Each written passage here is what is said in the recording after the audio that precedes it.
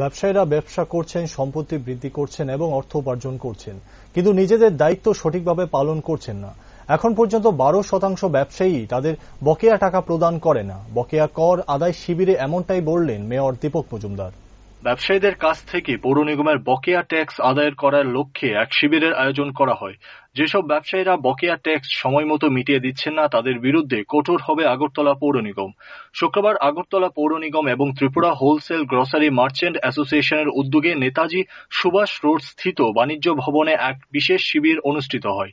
এই শিবিরে licence, trade licence, food licence, legal metrology licence, সম্পত্তি কর এবং তুজি ভাড়া ইত্যাদি বিষয় শিবির ব্যবসায়ী এবং পৌর নিগমের মেয়র সহ অন্যান্য আধিকারিকদের মধ্যে মতবিনিময় হয়। পাশাপাশি নতুন লাইসেন্স প্রদান এবং পুরনো লাইসেন্স নবীকরণ করা হয়। অনুষ্ঠানে বক্তব্য রাখতে গিয়ে মেয়র বলেন, যে কোনো ব্যবসায়ী বৈধ ব্যবসা করতে গেলে তার লাইসেন্স সহ আনুষঙ্গিক কাগজপত্র আপডেট রাখা প্রয়োজন। যাদের প্রয়োজনীয় বৈধ কাগজপত্র নেই, তাদের বিরুদ্ধে দপ্তর ব্যবস্থা নিতে বাধ্য। অথচ পৌর নিগমের সমস্ত সুযোগ সুবিধা ব্যবসায়ীরা ভোগ করছেন, কিন্তু সময় মতো ট্যাক্স প্রদান করছেন না। এটা একটা অন্যায়, এমনই বললেন মেয়র।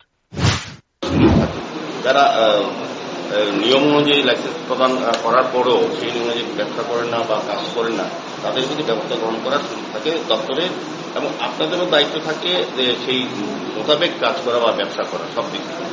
যে পৌর নিগমের পক্ষ থেকে আমি বলবো, আমার কাছে আজকে একটা রেকর্ড আমি পেয়েছি, আমি বলতে আপত্তি নেই, ব্যবসায়ীরা সবাই ভালো ব্যবসায়ী, আমি চিনি অনেকেই, কিন্তু আপনারা ব্যবসা করছেন, নিজেদের সম্পত্তি বৃদ্ধি করছেন, অর্থ উপার্জন করছেন, কিন্তু আপনাদের দায়িত্বটা সঠিকভাবে পালন করছেন, এরা করে করছেন। আমাদের আমি দেখেছি যে এখন পর্যন্ত 12% ব্যবসায়ীও তাদের পদেও টাকা প্রদান করেন, কিন্তু আমাদের সমস্ত সুযোগ সুবিধা সরকারের সমস্ত দপ্তরে, পৌর নিগমের সমস্ত দপ্তরের সুযোগ সুবিধা আপনারা গ্রহণ করছেন, কিন্তু বিনিময়ে আপনাদের যে দায়িত্ব করা উচিত, সরকার সহযোগিতা করা উচিত বা বিভিন্ন দপ্তরের সহযোগিতা করবে, সেক্ষেত্রে আপনারা অনেকটা পিছিয়ে আছেন। অনুরোধ করবো আজকে এই শিবির, বিশেষ শিবির উদ্দেশ্য করা হয় বিশেষ কিছু আলোচনা করার জন্য। তো আমাদের বকেয়া যে ট্যাক্স আমরা দেখলাম, সেক্ষেত্রে আপনারা অনেকেই সঠিক সময় প্রদান করছেন।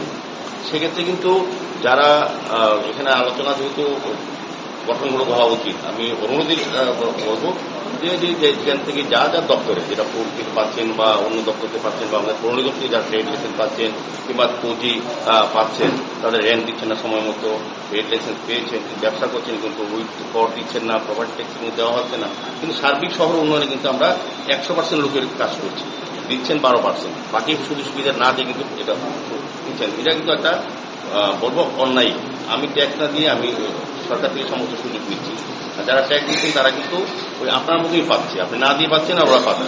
আলটিমেটলি কিন্তু সার্বিক শহর সুন্দর করতে গেলে, সার্বিক রাজ্যের উন্নয়ন করতে গেলে প্রত্যেকটি জনগণের প্রত্যেকটি অংশে যে ব্যবসায় জড়িত, ছোট হোক বড় হোক, যার যে ব্যবসা সেই ব্যবসা তার নিয়ম অনুযায়ী লাইসেন্স নেওয়ার ক্ষেত্রে যে কন্ডিশন থাকে, ব্যবসায়ীদের সরকারি নিয়ম কানুন মানতে হবে, পাশাপাশি পৌর নিগম এবং সরকারকে সহযোগিতা করতে হবে। মহারাজগঞ্জ বাজারে ব্যবসায়ীদের কাছে 5 কোটি টাকার ওপর ট্যাক্স পাবে আগরতলা পৌর নিগম। জানা যায়, শীঘ্রই এই বিষয়ে পৌর নিগম যথাযথ আইনি ব্যবস্থা গ্রহণ করবে। Bureau report, rising Tripura.